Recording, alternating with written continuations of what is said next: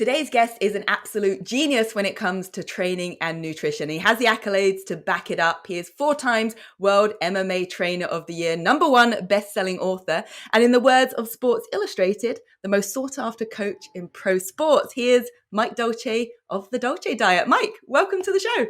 Carolyn, thank you so much. It's an honor to be here. No, thank you so much. And you know what? When I read through your biography, it also says, and 2 times girl dad. And I feel like that's sort of probably one of your most proudest achievements. By far, that is the title I think that I aspire to embody in all things that I do, that makes me who I am. And I didn't know that 7 years ago before the birth of my first daughter. But now that literally it changed my career. Prior to having children, I was working with the UFC athletes. I mean, I could work with anyone I wanted, anytime I wanted, and almost charge whatever I wanted. And then when it was time to have children, I made a very present decision with my wife, Brandy, 21 years married now.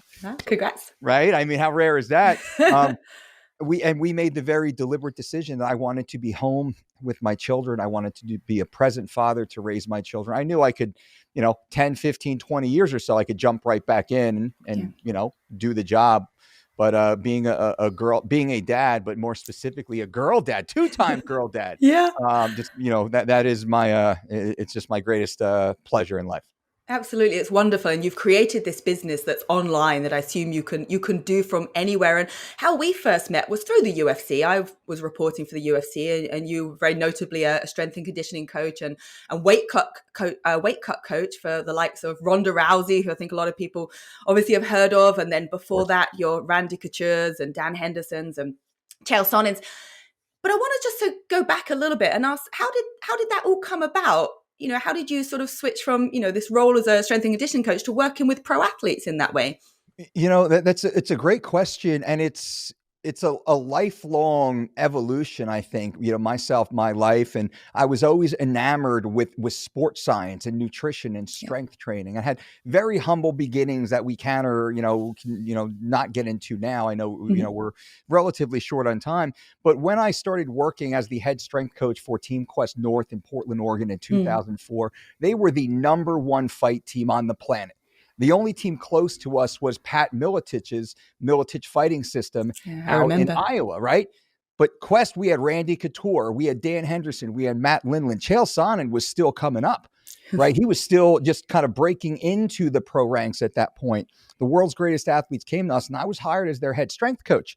Now, there's a lot of great strength coaches in the world, and I was proud to be one of them.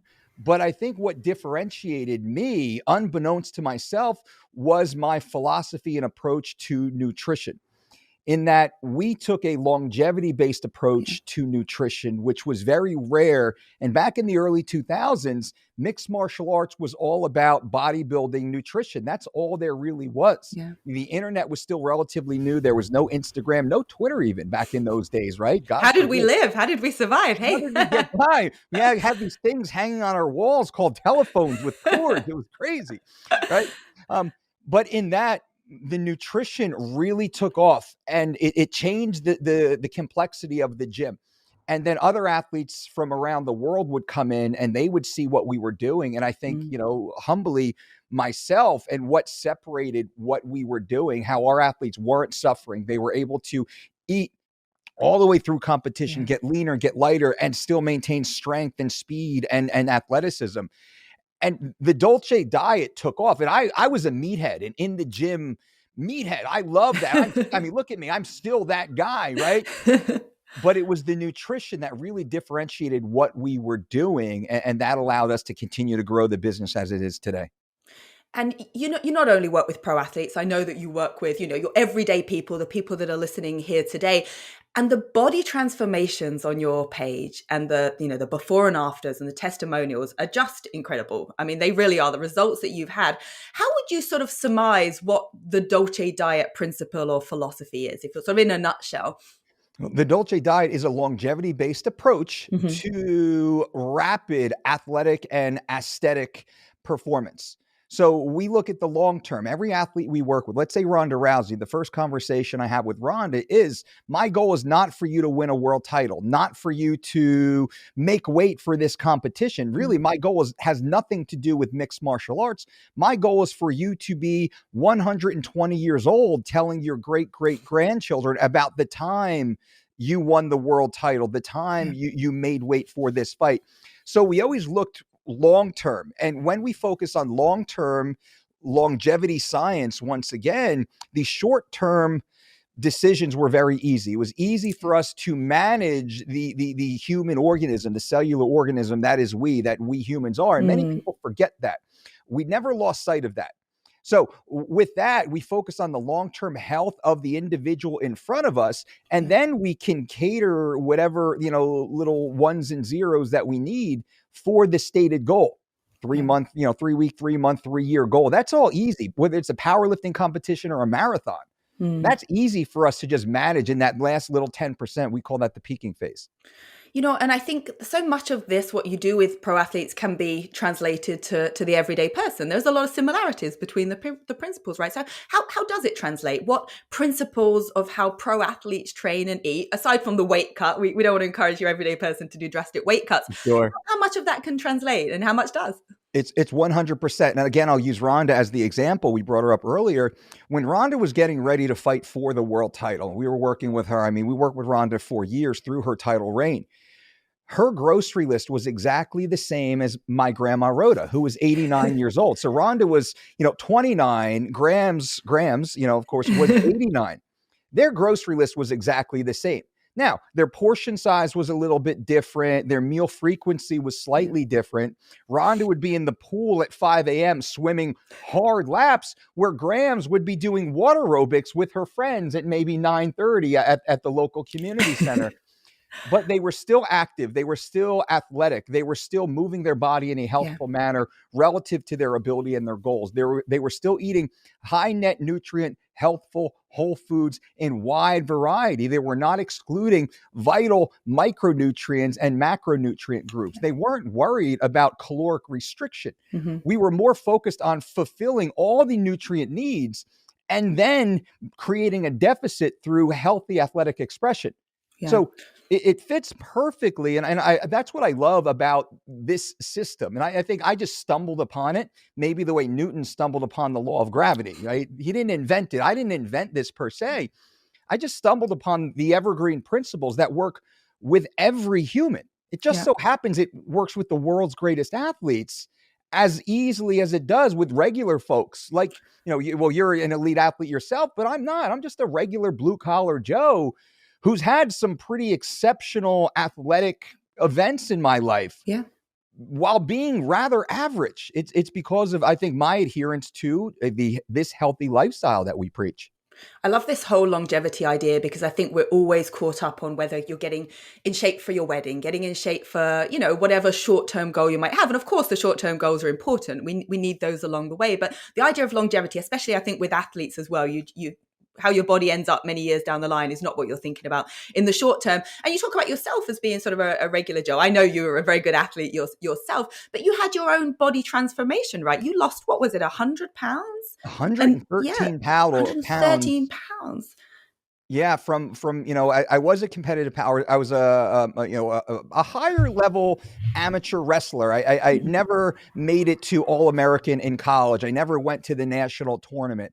I was I never won a state title as a high school athlete. Right. I work with a young man, Anthony Knox, who just won his first high school state title as a freshman.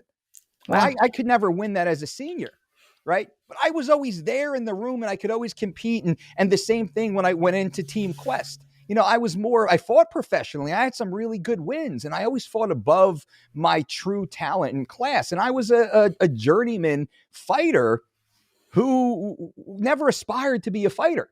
I just fought because it was fun and because I could always make the weight. And you don't get paid very well as a strength coach at MMA in 2004 and 5 and 6, right? So I could pick up $500 to fight in some strip club on stage, It was crazy. Why not?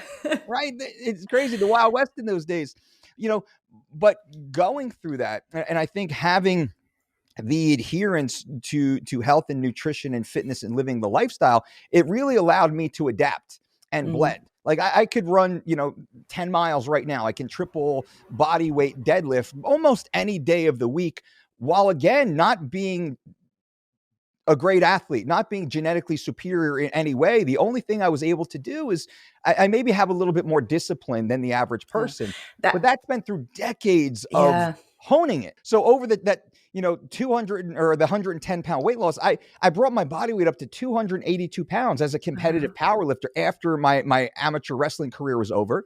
I kept competing in a weight class oriented sport with a completely different performance parameter, right? Which is powerlifting as compared to wrestling. Yeah. And then I hit a point that I was very unhealthy in my mid-20s. My blood pressure was through the roof. I had, sleep apnea and a heart arrhythmia. It was just, I was very unhealthy.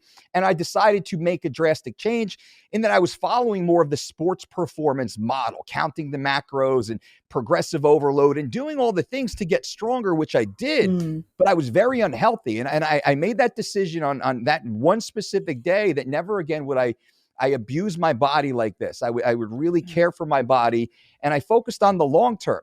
And that's where really the Dolce Diet principles became firmly rooted.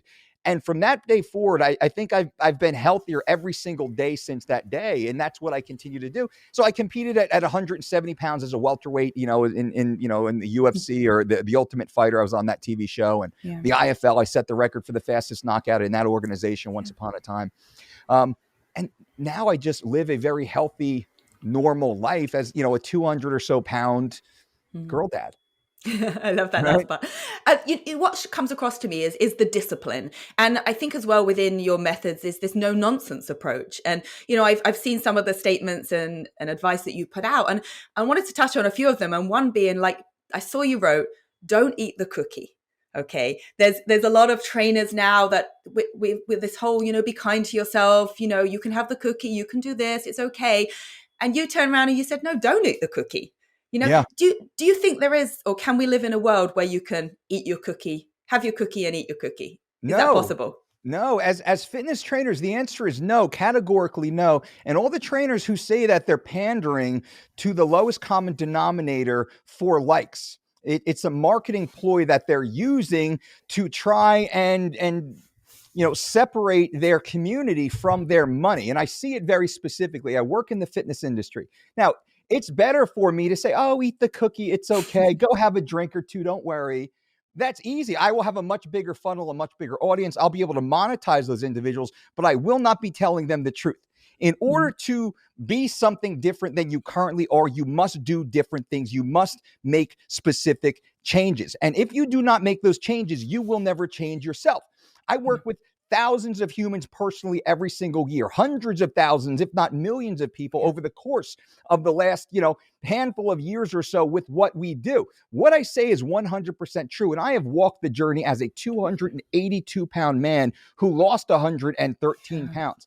If I was allowing myself to eat the cookie, have the occasional beer with friends, I never would have got where I am today. I never would be as healthy. I never would have made those changes.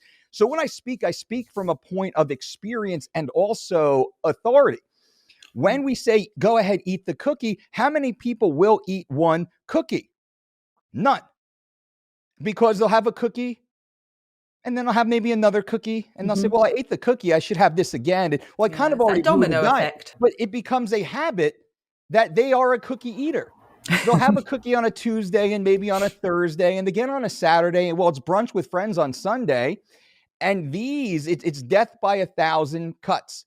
Slowly but surely, instead of saying, no, I'm setting a goal for myself. I will lose 30 pounds by June 1st. Come hell or high water, I will do everything in my power to be successful.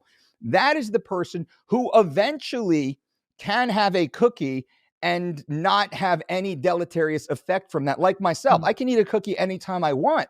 I choose not to because I understand the poison that is inside of the cookie. It is a hyper palatable food. And just as a brief aside for those listening, a little, education share, hyperpalatable foods are chemically created to induce further consumption. So these are cookies, these are crisps, these are chips, these are cakes. It is a specific ratio of sodium to fat to sugar. These are very Mm. specifically calculated. Now, And it tastes science, very good. they're very good. And we hear the term, once you pop, you just can't stop. You can't eat just one. That is the marketers literally rubbing it in our faces, knowing that one taste of a hyperpalatable food will increase total caloric consumption by Yeah. 160%. Wow. Now, we all say, oh, that doesn't sound true. And I say, oh, yeah? When you eat one potato chip, what do you tend to eat over the next 2 to 3 hours?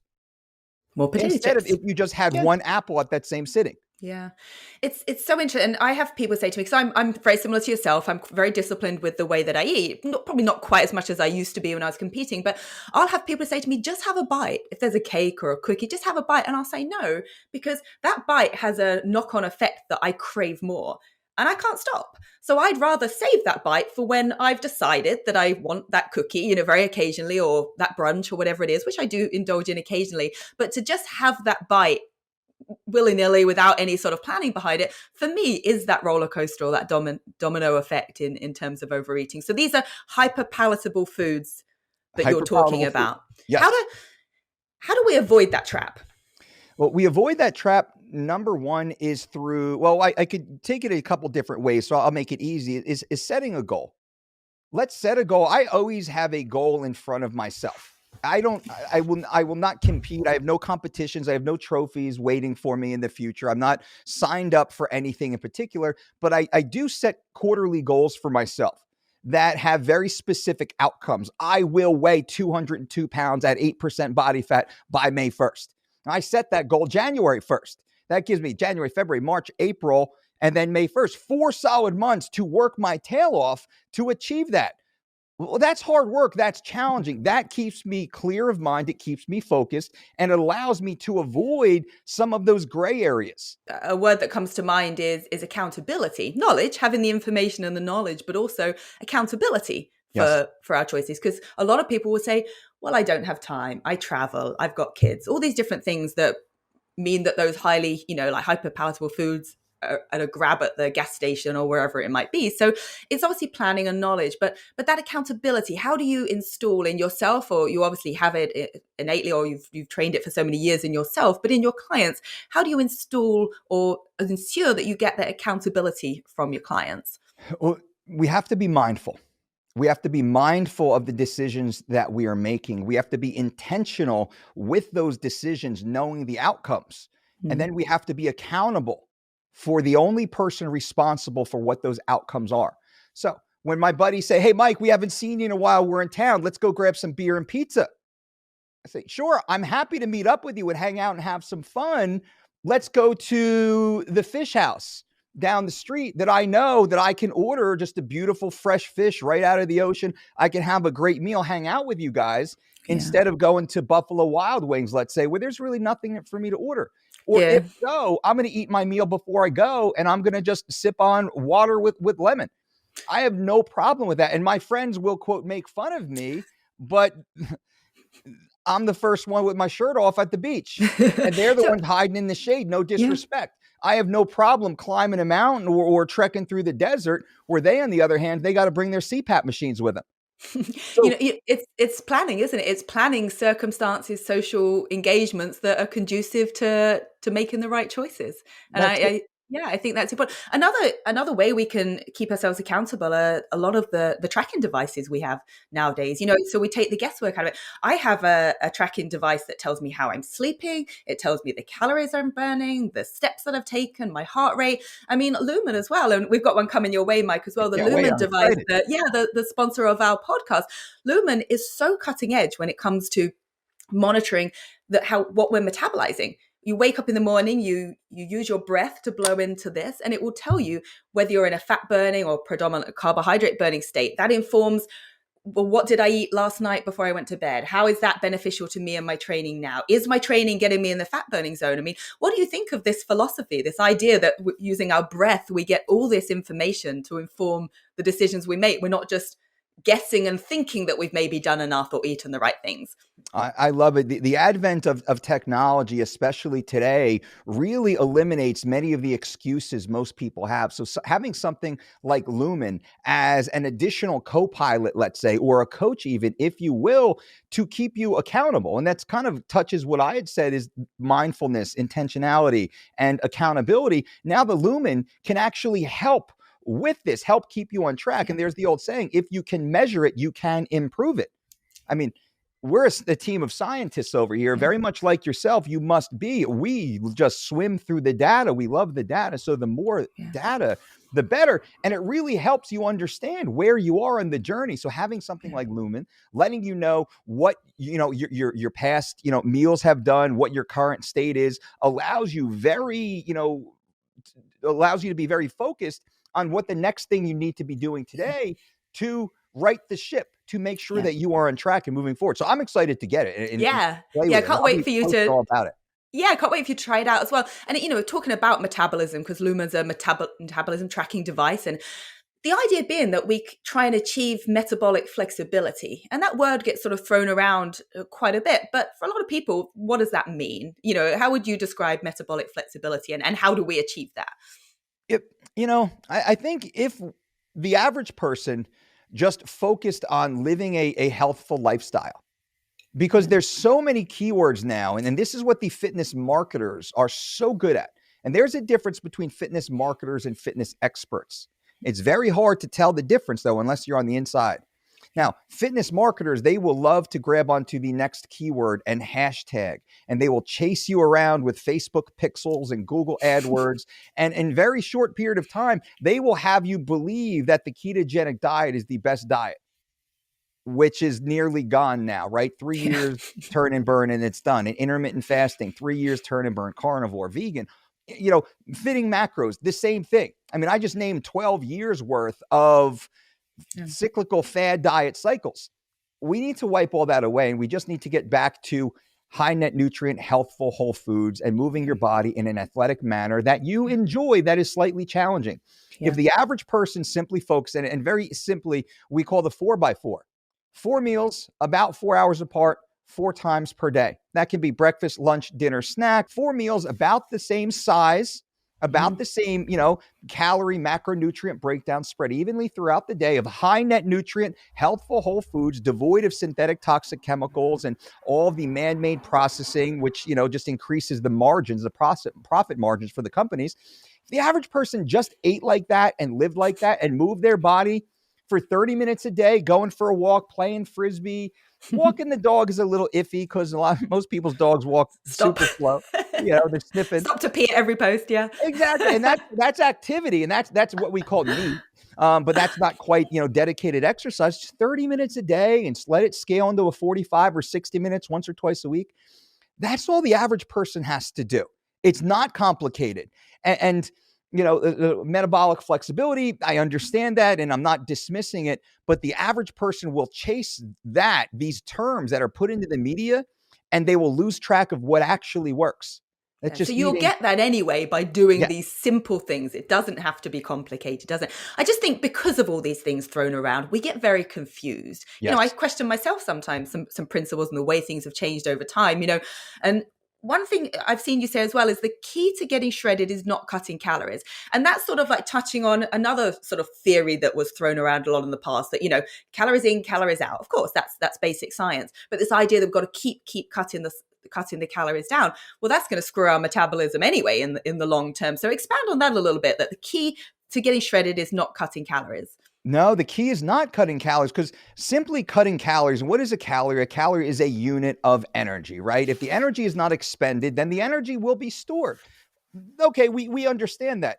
But if we cut calories, we're also cutting the vital micronutrients and chemicals that are necessary for cellular health. And remember, you and I, all humans, we are cellular organisms. Now, each one of those cells has a very specific job, and to do those jobs, they need very specific raw materials. Those are the micronutrients and the phytochemicals.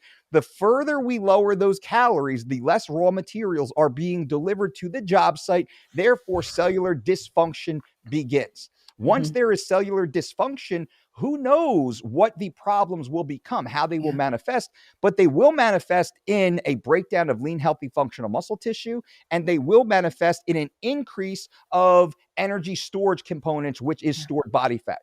If you cut too many calories, you will actually lose muscle tissue, which we want, and you will gain body fat by percentage.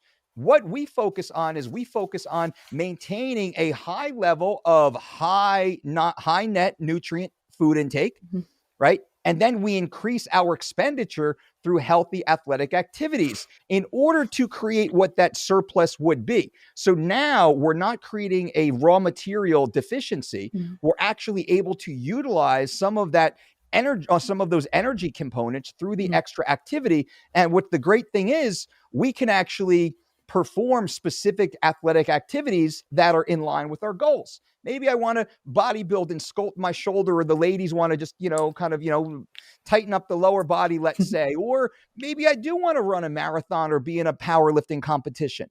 I can train specifically for that with that surplus of energy units, and I can increase a deficit as a result of the expenditure, which gives me the body composition I'm looking for. So we use the term, whether we get our athletes ready for competition the way in, we actually feed them to the scale. We're able to increase their total caloric intake over the last 3 weeks as they get ready, because their activity is going up. As their energy output goes up, so much their energy intake. And we're always mindful, once again, to the longevity side of our company, is the fulfilling the micronutrient and the phytochemical needs. Yeah, it makes complete sense. I want to ask as well about sort of female considerations. So I know you touched on before, like your grandma and Ronda Rousey are on the same principles, and men and women, it's very similar. But I know with females especially, because oftentimes not quite as concerned with the muscle bulk and the muscle size, obviously more so now with getting the booty and the thighs and all the rest of it becoming, what more desirable in many cases. But for a lot of women, you see more of that just cutting the calories down more and more. And those women that are then going crazy with the cardio and etc. It brings about the whole female athlete triad consideration of a woman that's absolutely killing it in her gym, but not feeding and fueling herself, and all the problems that come with that. So are there additional or certain circumstances or situations that women have to be a little bit mindful with in that respect? In general, we may say yes, but specifically no. We work with, many females, many males, and we focus on the individual as an individual. Where I might work with a man who has a rather slow and sluggish metabolism and a young lady who's just darn near ripped all the time, or vice versa, right? Yeah. So there's an individual propensity that we really focus on. In general, we overlay the principles we discussed, let's say the 4x4, the high net nutrient whole foods, 30 to 60 minutes of healthful activity, athletic activity. And we'll actually watch for a month, for a good 4 weeks. We call it the health and habit phase in our system. 4 weeks. Let's eat these basic meals. Let's exercise this basic style. Let's stay consistent. Let's eliminate the variables, and let's see the way your body responds. Now, is there any previous diagnosis? Are you on any prescription medicines? And, we do blood panel reviews and things such as that. But in general, we actually watch. What we will see, regardless of gender, regardless of goal sets, regardless of culture, almost every person within those 4 weeks of just developing these healthy habits has a dramatically positive swing forward, where we get to dial in their body almost like you don't even need me. What we want to do, and my job as a coach, I'm an educator, right? I don't tell anybody what to do. I explain to them why I believe they should look into certain things to do. So it's a different way. I want to really give context here. But with the ladies, even with mixed martial artists, this might be slightly as an aside. A lot of ladies in mixed martial arts, let's say if they miss weight, they blame what we call lady time. I've worked with some of the greatest women in all of combat sports. We've never missed weight because of lady time. We understand. That is one of the variables that is unique to this one single individual. And then we bake that into the cake. We plan for that. That is no different, let's say, than I've had an athlete who was in a severe car accident with his family 2 days before competition. Well, I could make a very strong argument that male athlete has even more severe and dire consequences that would have contributed to a weight loss miss than just a known 28-day cycle with a 3-pound increase in relative water weight. So that being said, once again, Carolyn, maybe I'm being a little long on this. It's the individual. Once we focus on the individual, what your personalities, what your variabilities are, what your physiology is, if you step back for a good 4 weeks, and here's the problem, most people will not wait 4 weeks before they jump onto a keto and then jump off in a week or two and say it failed. Then We want instant gratification and results from everything we're doing. Yeah. that's it. And that's unfortunate. Where we say you will feel, like on our program, you will feel instant gratification from meal one by the way it digests. Yeah. And it gives you energy. And it just makes you feel good. Like, we don't even ask you what you weigh until like question 7 or 9. I don't even want to know what you weigh until like week 3 or 4. Yeah. How do you feel? How's your digestion? How you doing at work? I love What's that you your said home life like? no, they're all factors that are the individual to us and what determines our success. And I love that you said, that let's go back to that meal one or that first thing that you do. It's all about forming habits. And I've heard you talk about your morning routine and the importance of a morning routine. And I think the order of it was, wake up. You tell me, there was sort of the 5 things that you do in the morning before sunrise. Great. The order at which you do things. Yeah. Wake up. Now, I go to bed relatively early at this stage of life because I am at my best. I feel my best. I look my best. I live my best. When I go to bed, typically in the 9s, 9:15, by 9:30, I'm pretty much in bed or even asleep by 9:30 at night. I naturally wake up. I haven't set an alarm clock in years. I naturally wake up around sunrise. That is my chronobiology. I am very much in tune with the world around me, as all humans should be, but we pull ourselves off that natural clock because we force ourselves through devices and through cultural norms to revolt against what is in our best interest. I do embrace that, and I certainly teach that. So I typically wake up, let's say around 5:15, like ready. I wake up I'm ready to get up. I do not want to be in bed. I do not want to hit the alarm clock. Like, I'm full of energy when I wake up. Feet hit the floor, walk out the door, use the restroom, and hydrate. Hydration is first. Room temperature water, 16 to 32 ounces or so. Typically, I'll get the coffee going, a little bit of a espresso or something like that, a little black coffee. I'll get a little bit of the caffeine in my system, which I do enjoy. It has certain cognitive benefits, thermogenic benefits, mood elevating benefits, right? Not too much, just enough.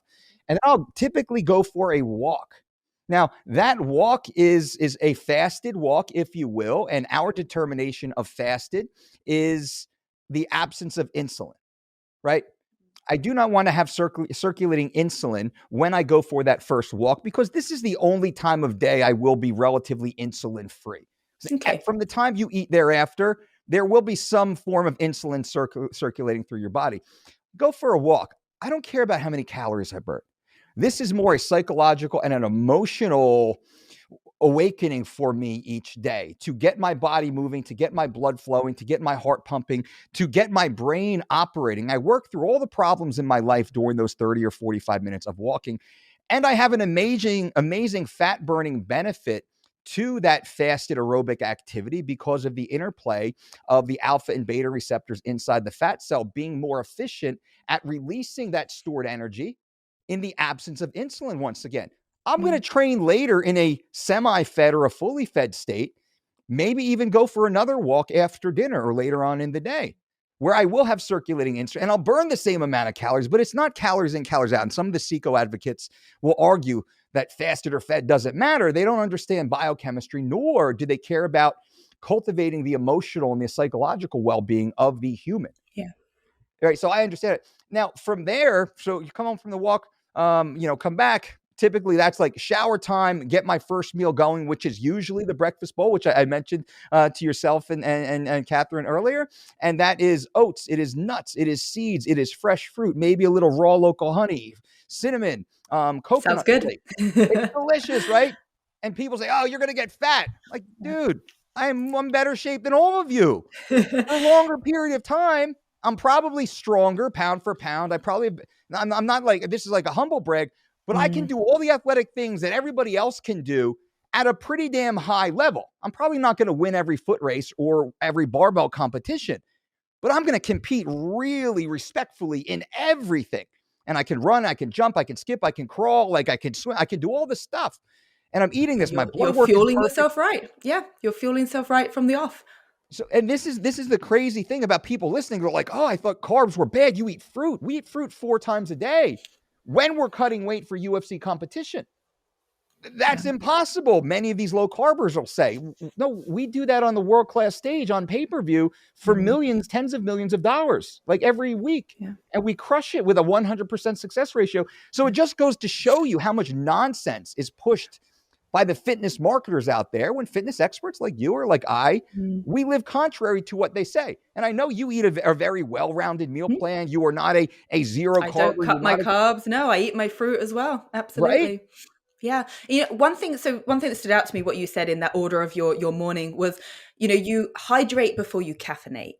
And I think that's worth pointing out as well, because how many people go straight for the coffee machine, the Most. espresso or the milky luxury Starbucks coffee or whatever it might be. So I like that. It's important we hydrate the body before we caffeinate. There are the benefits to caffeine, like you said, you pointed out, the benefits that it brings us. Can we have too much of a good thing? What's the point at which too much is getting us jittery and affecting our adrenal glands and so forth? Absolutely can. And I own a coffee company. So nice. I produce and sell coffee. We're small. We're a specialty coffee company. We're not trying to sell, a lot. But the worst salesman in the world, I'm like, you probably should only have maybe 1 to 3 cups per day on average. Yeah. Just a little bit, just enough. And when I make a cup of coffee, I make a half a cup. That's really all I need. I don't need a full cup. I don't want the taste, just that little bit of pick me up. Yeah, I think, and caffeine as well. You're talking about what time you wake up, and I know we have the Mark Wahlbergs of the world and the Rock, the Dwayne Johnson, and the 2 a.m. club, 3 a.m. club, and whatever. But I feel like the more and more experts we listen to, the narrative of waking up early just seems to be what all successful people seem to do. So sort of coming back to caffeine and to sleep, we don't want to caffeinate too late, obviously, to affect our abilities to sleep. But sleep itself, how much sleep should we be getting? Because you hear 8 hours all the time. My average is probably around 7 hours. And sometimes if I have too much, I feel groggy, and some people say that. So how do you know for you individually what's the right amount of sleep?